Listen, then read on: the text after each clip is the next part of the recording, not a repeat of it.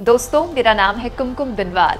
क्या महाराष्ट्र में बीजेपी का मास्टर स्ट्रोक उसके लिए डिजास्टर स्ट्रोक लेकर आने वाला है? इसीलिए मैं कह रही हूँ ये जो बगावत है ना, अभी बाकी है। दोस्तों, महाराष्ट्र में अभी सबकी नजर इसी पर है ना कि शरद पवार के पास कितने विधायक हैं, अजीत पवार के पास कितने विधायक हैं। लेकिन इस बीच एक बहुत बड़ी डेवलपमेंट महाराष्ट्र में तीसरे खेमे से आ गई, जो साफ संकेत देती है कि ये जो नया नया 3 पार्टियों का महाराष्ट्र में गठबंधन हुआ है ना, उसके शुरुआती रुझान बीजेपी के लिए कितने खतरनाक होने वाले हैं। दोस्तों, महाराष्ट्र के मुख्यमंत्री एकनाथ शिंदे ने अपने नागपुर का दौरा बीच में काटकर सीधे मुंबई की ओर कूच कर लिया है। और ये नागपुर का दौरा उनका बहुत ही महत्वपूर्ण था, क्योंकि यहाँ उन्हें राष्ट्रपति के कार्यक्रम में शामिल होना था। दोस्तों, राष्ट्रपति के कार्यक्रम में मुख्यमंत्री का ना आना अपने आप में एक बहुत बड़ा डेवलपमेंट है। अमूमन ऐसा होता नहीं है। दफ्तर में कोई बहुत बड़ी अर्जेंसी हो मुख्यमंत्री को, या फिर कोई स्वास्थ्य कारण हो, तो ही मुख्यमंत्री राष्ट्रपति के कार्यक्रम को इस तरह से बीच में काटते हैं। दरअसल एकनाथ शिंदे अपनी नाराजगी जाहिर करते हुए,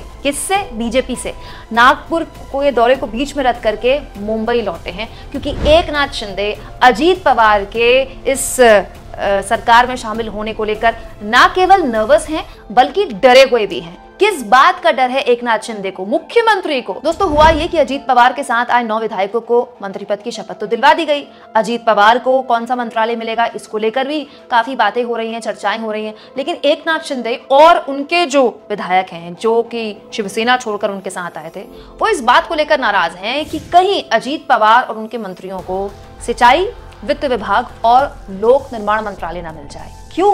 क्योंकि जो 3 विभाग होते हैं ना, खास तौर पर वित्त विभाग, ये बहुत ही मलाईदार विभाग होते हैं। और अजीत पवार और उनके साथ आए जितने विधायक हैं, उनकी ये दलील है कि हम जब महाआघाड़ी में थे तो भी हमारे पास वित्त विभाग था, तो अब तो हम अपने पास वित्त विभाग रखेंगे ही।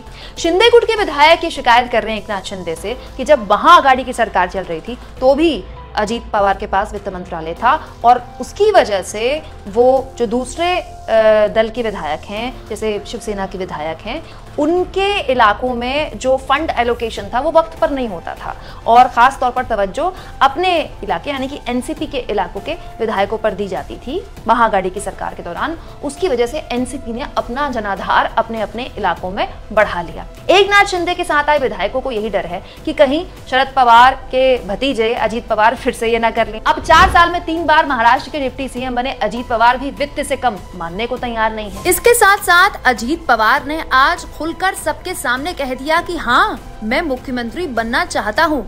अब बताइए, ऐसा बयान मौजूदा मुख्यमंत्री एकनाथ शिंदे को इनसिक्योर नहीं करेगा तो और क्या करेगा?